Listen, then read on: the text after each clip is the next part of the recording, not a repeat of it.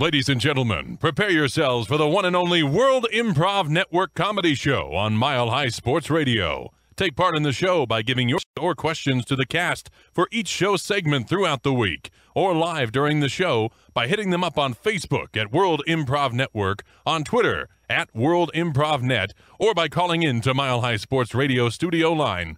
Now, enjoy the show. It's local. It's global. You're listening to WIN World Local News. WIN World Local News on Mile High Sports Radio. I'm Potter Smittss. Breaking news into the WIN World Local News Sports Desk from WIN Sports reporter Sassy Sally, who's live on the Greek island of Crete for the 2016 Minoan Mother's Day Breastfeeding Championships. How's the competition shaping up, Sally? Potter, you wouldn't believe it. It is a fantastic sight indeed. I can't say it sucks, but I can say there's a lot of suckling going on. The babies are latching on right and left, and these mothers are experienced. The milk has come in, and they are ready to rumble. It's been interesting to see the mothers interact with their children in such a loving way, and yet fight with one another to the death for the title in this intense breastfeeding competition. A newcomer, Daisy May, she's only suckled for a couple of months, and things are getting pretty hairy, if you know what I mean. We're thinking she might be out in the next round, but only time will tell. I have to say, I enjoy watching breastfeeding, and I'm just glad that finally my interests and my talents and professions have come into focus and aligned. I'm going to head it back to you, Potter. Thanks again, and got to get back to these ladies. Wow, that sounds fantastic. I wish I was born with some of those skills and some of those abilities to do the same. Well, let's move on to our next top story, which is brought to us by WIN contributor Kyle of Chicago, Illinois. HBO's Game of Thrones' beloved and deceased bastard son of Lord Edward Stark, Jon Snow of Winterfell, has been rumored to be resurrected from the dead and has been sighted wandering around Westeros. Well, in this 2016 election season, many are questioning Jon's motives for being resurrected now, and what his political ambitions may be, if any, for the 7 kingdoms of Westeros. Well, to get to the blood-bathing Ask Siri of the story, let's go live to WIN intra-global political correspondent Pierre Frenchy, who's in the Iron Isles of Westeros with all the monarchical details. Pierre? Hello, Potter. Yes, I am here, and it's a very wonderful day. The news has been sweeping the countryside and into the interior of every walled-off kingdom about the words of Jon Westeros, and I'm here with a particular gentleman. You here have been getting word about the Jon Westeros, and what do you think of this guy? He come around here a couple times. I saw him. He looked like a ghost first. But after a time, I said, oh, that is no ghost. That is no aberration. That is Jon Snow of Winterfell. Oh my goodness, he came back from the dead to save us. Very good. Thank you very much, monsieur. As you can tell, Potter, the men of the countryside are quite threatened by a man rising from the dead to perhaps take their women or their wine. And I'm actually here with a very classy lady just emerging from the church. Now, there are a lot of contenders in this election, etc., monarchy and whatnot. What do you think the outcomes will be with Jon Westeros coming back from the dead?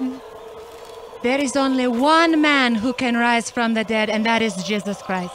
This is yet another example of a typical man trying to be more than typical. He is not. This is just another example of seeing the face of Jesus in a piece of toast. This is not affiliated with the church. Very well, merci beaucoup, madame. As you can tell, Patel, the gender lines are fierce and drawn in the sand as if a sword were drawn through the snow. Back to you, Patel. Well, thank you so much, Pierre, for that excellent reporting on the political situation of Westeros and its 7 kingdoms. Well, let's go on to our next breaking news, and it's brought to us by WIN contributor Valerie of North Hollywood, California. Superstar hitmaker Justin Timberlake, or JT, has just released his newest single titled Can't Stop the Feeling. But what feeling is Justin trying to tell his worldwide disciples he can't stop emoting, and why? To get some deep internal insight on this question of utmost importance, let's go live to WIN arts and entertainment reporter Melissa Mississippi Rivers, who's live at the Twilight Emo Temple in Hollywood, California, with all the heartfelt details. Melissa? Thanks, Potter. It's a very exciting day. I think that the song should be Can't Stop Playing It on my radio, but that's not my job to tell a man how to name his song. We're here with one person that used to be quite close to JT, Britney Spears. Britney, what are your thoughts on Justin emoting in this song? Why can't he stop? I think that it might be due to his repression. He was always really repressed, even as a teenager. I remember when we were in the Disney Club, that thing, he was, really moody, and I don't know if that was just puberty and hormones. Yeah. Interesting perspective. Do you think maybe he's still trying to process the trauma of wearing matching jeans outfits with you? Yeah, I think his fashion, that was always like a difficulty area for him. Kind of like some people have a hard time with math. Like he always had a hard time with fashion, and then when that was just kind of pressed on him, he rebelled. Such a dark story.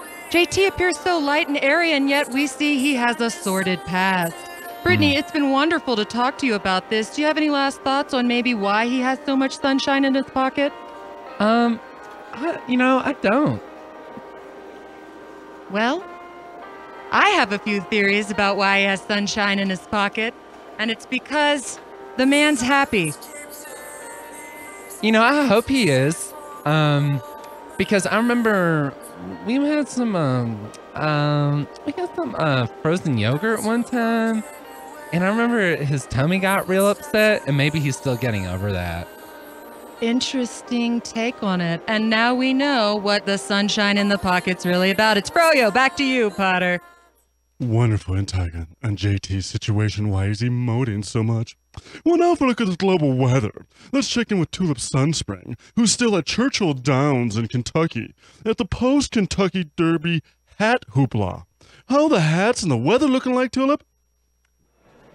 Oh my gosh. I know these hats are outrageous, but they're very well suited for the sunshine that's rampant. I would say that there are rays of sun falling from every which direction.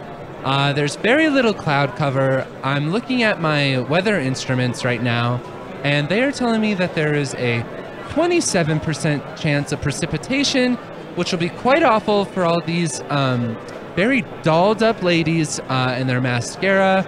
I am going au natural this today, and I hope the whole world is. Back to you, Potter.